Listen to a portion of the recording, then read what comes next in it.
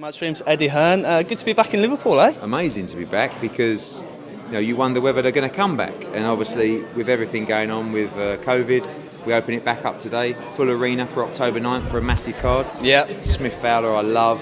Best undercard we put on for a long time. This place will be jumping that weekend for sure.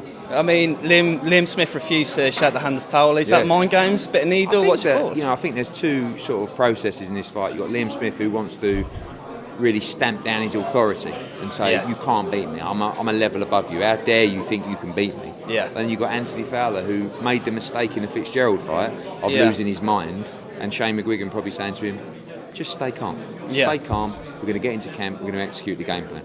So, I think I've not really seen Liam this bullish before in a fight, and it's exciting. You've got the north end and south end of Liverpool, a lot on the line, both personally and obviously in a career perspective as well, and it's going to be a great fight. Do you think because Beefy's fought the likes of Canelo and Munguia, and he just fought in Russia, and he's now fighting Anthony Fowler, he lost to Scott Fitzgerald, is he thinking, I'm a bit annoyed that I'm actually in this situation to fight someone like Fowler? I think at first, when he first got the call for it, and it was like, I got a bit frustrated because I couldn't find the big fight for Fowler. We kept talking about Fitz, he's not fit to fight yet. You've got Cheeseman now fighting Williamson.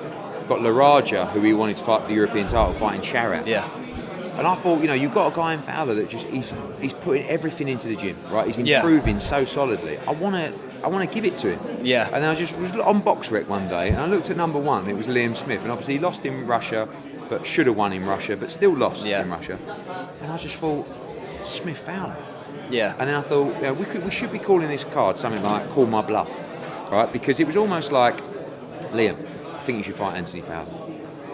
And he was like, Fowler? He said, I want to fight Jesse Vargas. I said, I know, but you're coming off a loss. You need to get a big profile win. I think this is a good fight for you. Well, he won't have that. So then I phone up Anthony Fowler and Shane McGuigan. What about Liam Smith? Liam Smith, blimey. What happened to Cheeseman? Well, he's fighting Williamson. What happened to Laraja? Well, he's fighting Sharat. What about Fitz rematch? No, he's not available. I said, you keep saying you want to roll the dice. He's 30. He's in the prime of his life. It's Liverpool v Liverpool. He said, well, bet Liam Smith won't take it. I said, well, fun enough. He said the same thing about you. So then you get into a situation, and then ultimately it comes down to, if you pay me what I want, I'll have it. And luckily we're in a deal now where we can do that. And we gave them both a lot of money to put on a fight that will sell out the Echo, and I want to watch it. And when I want to watch it and you see a turnout like that today, you start going, this is a real fight, and probably the best undercard we put on for a long time. You're talking about money there, and money talks, but one thing that the fans have been complaining about on a serious note is the Joshua Usyk tickets. So sold out within 90 minutes or whatever, and it's now like double, treble price on StubHub and more. What's going on there, Eddie? I think, unfortunately, when you get a massive event like that, people try and make money out of reselling their tickets. I don't like it. I think the resale market now can provide a good service, because especially in the world we live in with isolation and getting pinged and stuff like that, where sometimes you want to resell your tickets and you can't go. I think one thing that has to be stopped is doing it immediately after, because ultimately you're trying to just benefit off getting a ticket. We don't make any money or have any association with secondary market tickets, and really all I'm doing is giving you a ticket cheap for you to make money where you shouldn't even be making money. Do you know what I'm saying? So from a resale perspective, one, we like to be able to monitor it, and StubHub is one place where we know every single ticket. We can pull that ticket from that seller and know that it's a genuine ticket. If you go on a lot of these other sites, they're advertising tickets that don't even exist. There was something like 2,000 tickets out of 65,000 tickets on the resale market. But for me, there has to be a cap. Like, you can't buy a ticket at 2 o'clock and then 6 o'clock go, I can't go now. That's come on. Do you know what I mean? So is there a period after that where, if genuinely you can't go, the resale market will provide a good opportunity for that? So I understand people. We get it every time there's a major event. We could have sold 200,000 tickets. We had 52,000 people in the online queue when we went on sale. So, we could have sold 200,000 tickets. But can you not speak to StubHub and like try and sort it yourself, like get involved and try and block these things happen? We always make sure it's monitored and it's a proper process. Ultimately, the resale of tickets is not illegal. It happens absolutely everywhere, and it only happens, by the way, in major events. But when it happens, people obviously it gets flagged up.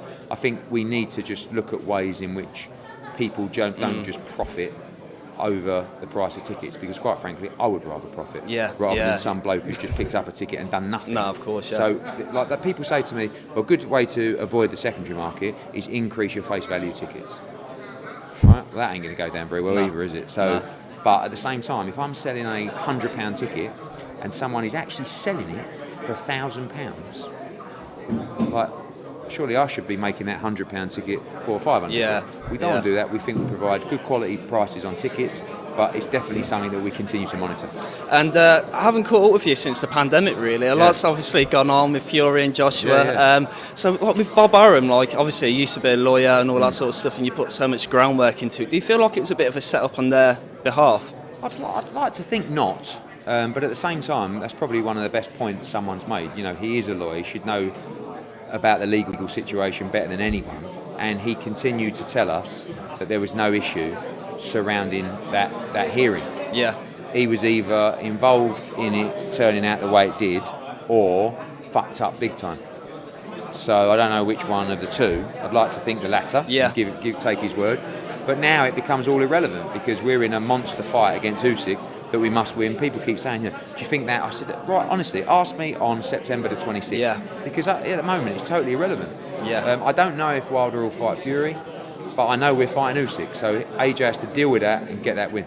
Could you see perhaps Fury watching the Joshua Usyk fight and then perhaps maybe pulling out of Wilder before the fight? No, I just don't think it. I'm not saying October 9 won't happen for them, but I think it's a 50-50 whether it'll happen at all. You never know with these people. The first fight bombed so badly, the one they've just cancelled, at the gate.